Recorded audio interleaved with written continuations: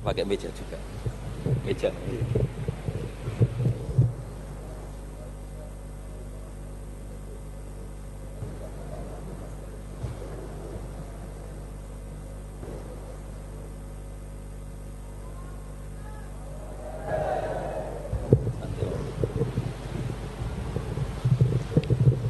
Assalamualaikum warahmatullahi wabarakatuh.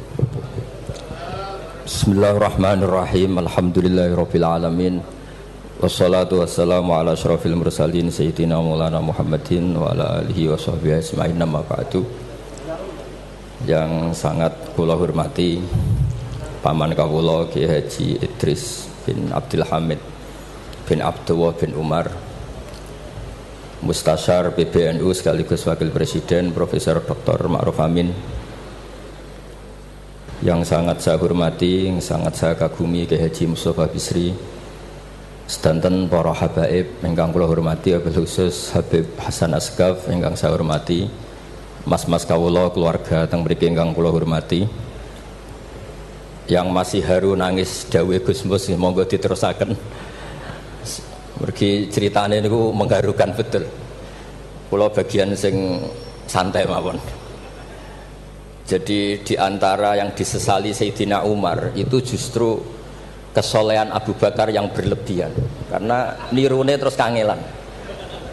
Terus kula mun ngertos niki kelakuane Mas Amak, Mas Aziz soleh pas-pasan supaya anaknya lebih ringan, itu dadi nirunya lebih ringan. Jadi Abu Bakar ketika diangkat jadi khalifah itu pagi harinya masih ke pasar bawa dagangan.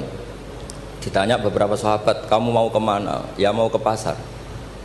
Ngapain ini? Ya cari rezeki untuk keluarga kami. Kata beberapa sahabat, kamu tidak usah melakukan itu. Singkat cerita terus ada rapat supaya Abu Bakar itu digaji. Akhirnya digaji dan beliau nggak perlu kerja tapi fokus memikirkan umur al-muslimin. Tapi setelah beliau mau wafat itu semua gajinya dihitung, kemudian nyuruh keluarganya diganti. Akhirnya diganti. Setelah diganti, beliau dalam posisi wafat, segala kebaikannya diceritakan. Itu komentarnya Sayyidina Umar itu lucu. At-abtaman ba'dak, mbok nak soleh aja nemen-nemen, sing genti ku repot. Jadi kalau Mbah Hamid itu terkenal alim, terkenal wali, terkenal donyane mustajab, itu sing repot itu putune. Kalau nak gojlok Mbah Idris rawani, mergo paman. Tapi nak terus niku repot putune. Misalnya apa yang ganteng ya kalah ganteng, apa alim ya kalah alim, donga mandi ya kalah mandi. Pokoknya kalah kabeh. Terus repot. Mulane maca manaqib niku nggih resiko sebetulnya. Kula niku cara dadi putune Mbah Hamid, iki ora wani cerita Mbah Hamid, demen diarani, lah putune kok ngene. Dadi niku nggih repot-repot. Terus nak Gus Ipul mun nyerah mbek kula mun nyerah Gus dadi wali, mun kepengine wali kota mawon. Niku mun cocokan kalian kula pas kawine napa nikahe Mas Aziz. Terus babai wali tadi dekne frustasi mun frustasi mboten kepen dadi wali kados babai tapi terus kepen dadi wali kota. Itu kalau gak tawaduk ya frustasi memang. Kalau gak tawaduk ya frustasi. Tapi bagus lah. Karena ciri utama wali itu ngurusi amror ra'iyah, urusan apa? Rakyat. Jadi itu wali betulan maupun wali kota itu ada titik samanya, yaitu sama-sama memikirkan urusan apa? Rakyat. Bedanya yang wali betulan digaji Allah, yang wali ini digaji negara, itu saja bedanya. Tapi sama-sama al-ihtimam bi umuril muslimin, sama-sama serius mengurus urusannya orang-orang Islam. Saya kalau tadi saya memang menyiapkan materi yang ilmiah karena saya punya naskah nadzumanipun Sulam Taufik yang dinadzumkan Mbah Hamid, nanti saya terangkan. Tapi karena merujuk dawuhipun Mbah Mus, Mbah Hamid itu sepupu sama mbah saya, sama-sama lahir di rumah di Lasem di Al-Fakhriyah. Itu memang mulai dulu terkenal wali, mulai kecil. Tapi saya akan cerita dari sisi keilmuan beliau. Beliau lama sekali ngaji di Mbah Khalil Harun, jadi mertuanya Ki Bisri. Tapi lebih lama lagi ngaji di Mbah Dimyati. Mbah Dimyati itu 12 tahun. sampai dapat julukan Abdul Juman. Juman itu satu nadzuman ilmu balaghah yang paling sulit. Jadi balaghah itu ada karangan Mustafa Al-Hulayaini, itu yang bentuk nathar itu masih gampang lah. Ada Jauharul Maknun itu masih gampang. Setidaknya bisa dianggap gampang. Kalau nggak gampang ya dianggap gampang. Tapi yang paling susah itu Juman. Saking susahnya itu nggak ada yang bisa nyarai. Akhirnya mu'alifnya nyarai sendiri. Itu namanya kitab Bukutul Juman. Jadi didol gak payu, akhirnya dipayoni mu'alifnya sendiri. Karena kaidahnya sudah ruwet. Dan itu diantara keahlian beliau memang tentang Juman. Seperti yang diceritakan Gus Mus tadi, diceritakan Mbah Mus tadi. Kalau orang ahli balaghah itu mengutarakan sesuatu itu indah. Itu yang dimuliai para ulama-ulama dulu. Tapi ya resikonya kalau sudah menghujat, itu ya sejelek-jeleknya. Itu orang Arab itu kalau sudah benci seseorang dan membayangkan wajahnya jelek, itu orang Arab kalau bilang itu kabrak roten nakarot hati. Jadi wis koyok tletong garing sing dicucuki pitik. Wong tletong garing wis elek ijek dicucuki napa? Pitik. Jadi orang Arab itu memang ahli balaghah. Jadi kalau muji ya sundel langit, nak menjatuhkan juga sejatuh-jatuhnya. Dan itu ada ilmunya. Sehingga orang Arab itu misalnya muji orang baik, berperilaku gimana kalau kamu hubungan dengan orang sekitar Anda.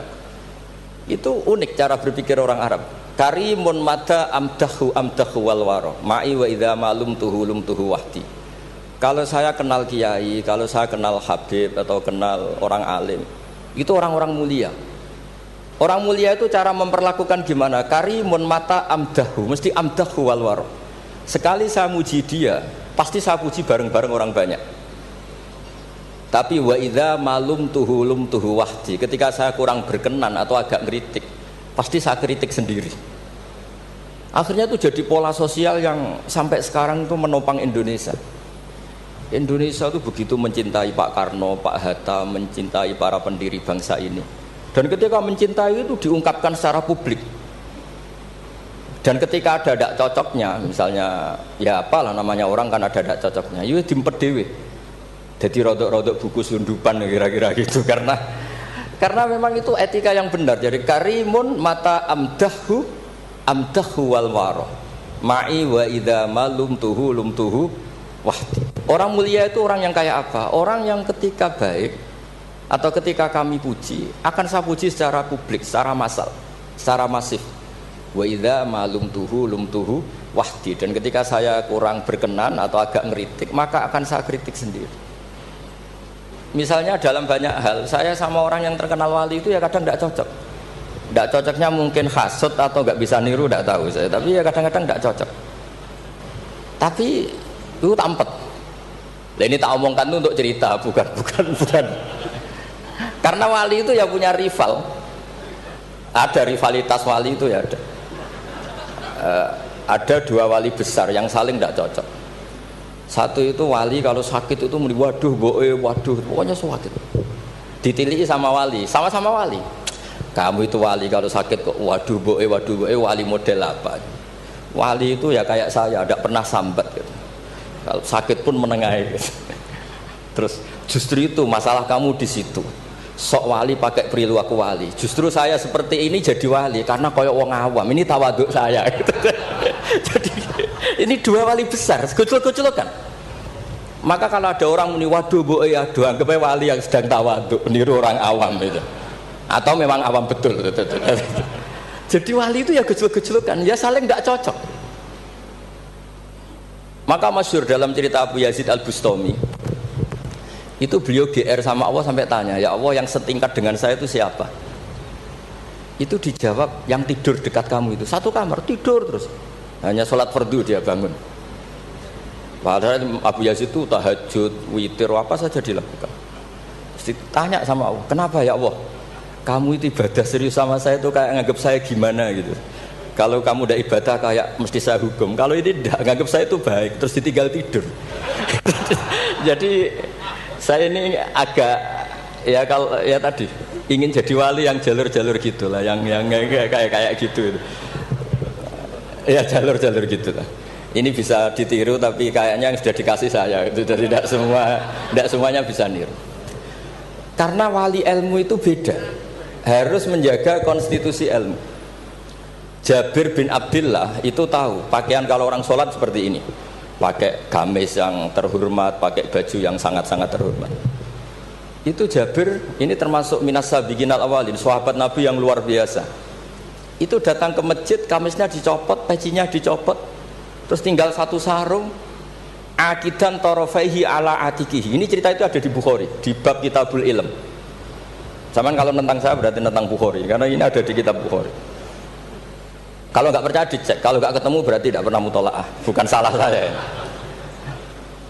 Semuanya ditanggalkan kecuali sarung satu, terus akidan torofai izarihi ala atiki, ditancang begini aja. Terus beliau ngendikan sama tabiin,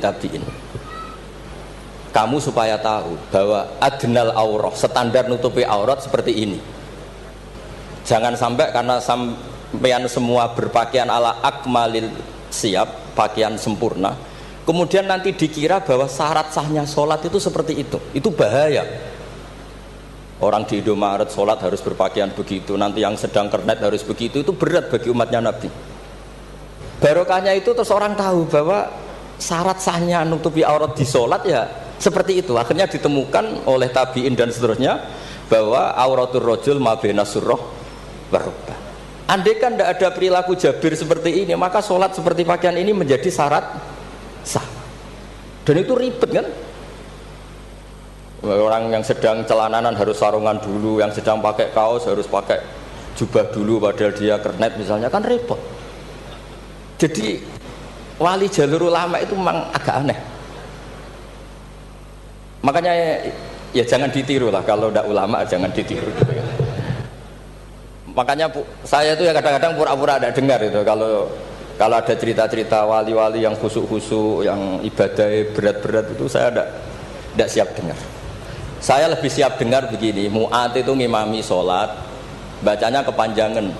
Alhamdulillah ditegur Nabi, kalau ngimami jangan panjang-panjang. Itu saja yang saya hafalin yang model gitu. Andai kan Nabi hidup di zaman akhir, nggak perlu negur karena sudah kulhu semua. Berarti sampean kulhu dalam rencana Nabi gitu, karena sudah tidak panjang-panjang.